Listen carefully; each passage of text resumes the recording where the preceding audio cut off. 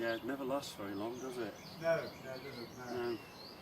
And particularly with steam everywhere, because there's always great chunks of plunk come out with that, isn't there? Yes, yeah. But she runs normally around about 120 psi. She weighs 1.4 tons when she's full, and 1 ton when she's empty. It holds 400 litres of water at, I think it's 270 degrees when it's running. I'm not sure, someone told me once what the correlation between the temperature and the pressure was. That's fun behind there, which is our little generator engine. So what does that do? It's got a little dynamo on it. It's not had lying around basically. And it's got a Second World War, what do you call it? Lancaster bomber generator on it. RAF generator, battery charger generator. So if I've got loads of steam at the end of the day, I can put it through there. Oh, that spins your dynamo up. And it just generates 20 amps with the spare steam at the end of the day. It's just, rather than wasting it, because something for nothing, isn't it? Yeah. So that's the main engine. This is the business end. Compound, 4.5 by 7 by 7.5 stroke. Fully compounded. That's the condenser there. You've got 3 pumps. That's your water circulating cooling pump, boiler feeder pump, and under there is the vacuum pump, which sucks the condensate out of the condenser and puts it through the hot wells, which allow the oil to float out. And, Look at the gauges. Fantastic. high pressure, low pressure and vacuum.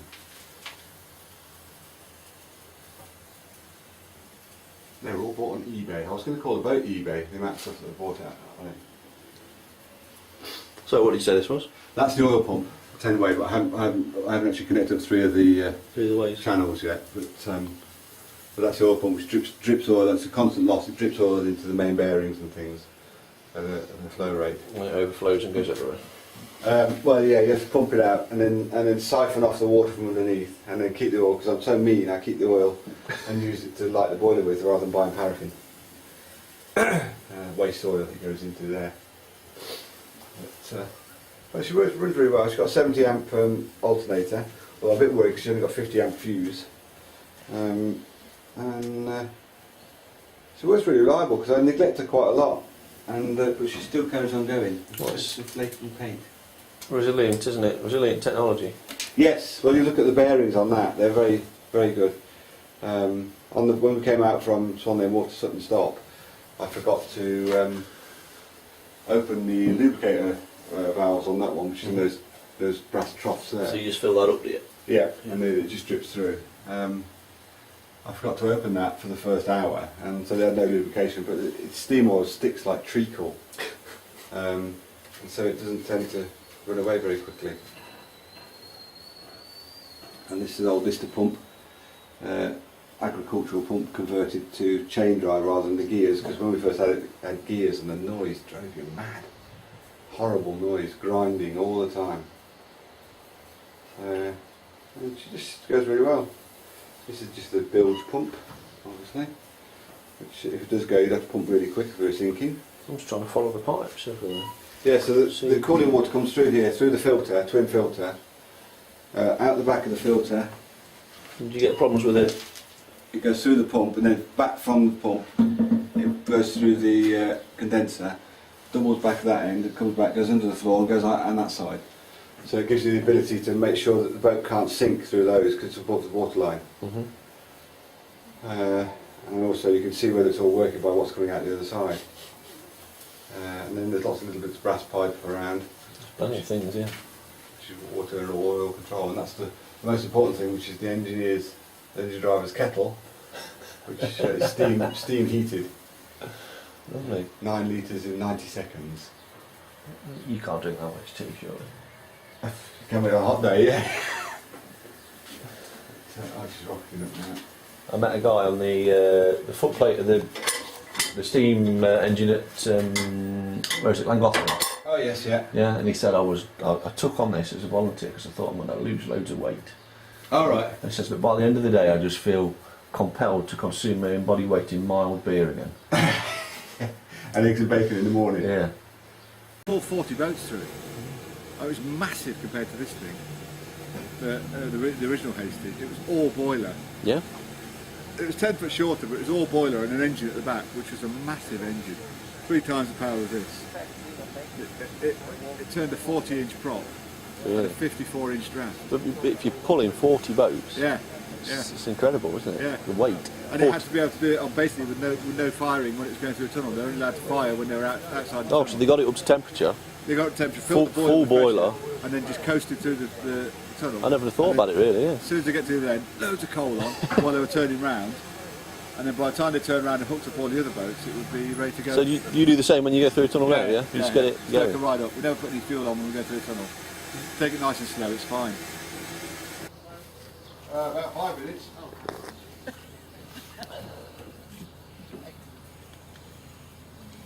We start warming it through. It won't take long.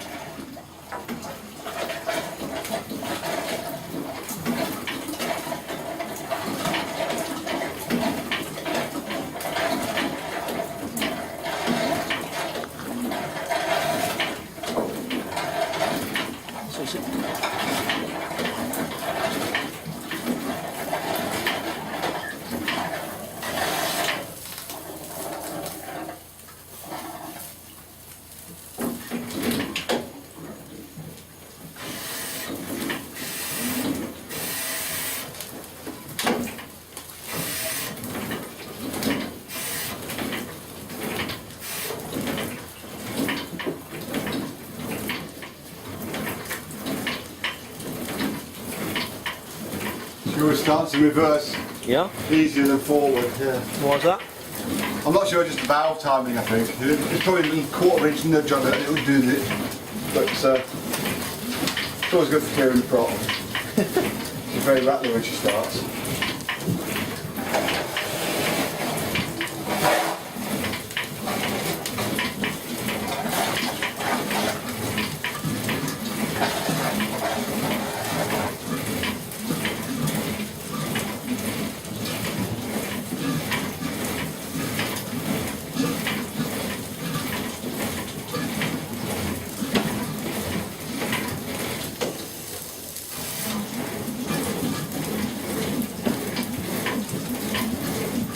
Fantastically lazy, isn't it?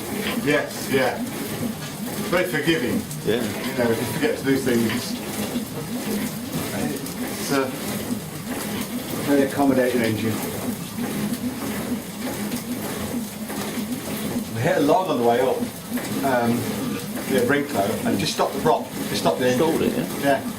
So I just put it in reverse, kicked the log off, and then went away again. It doesn't do any damage. It's no, because the revs aren't so big. I'm sure the torque's quite high. Yeah, I mean the log that stopped it was about 3 or 4 inches down. It got stuck between the skeg, I think, and the prop. Yeah. So it certainly took a beating. Right.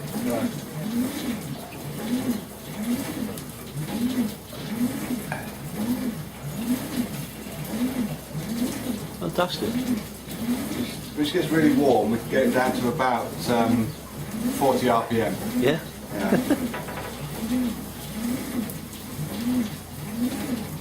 Which is great for locks if you want to just hold it in the right position. Put the middle line on, leave on 40 RPM and just keep it nice and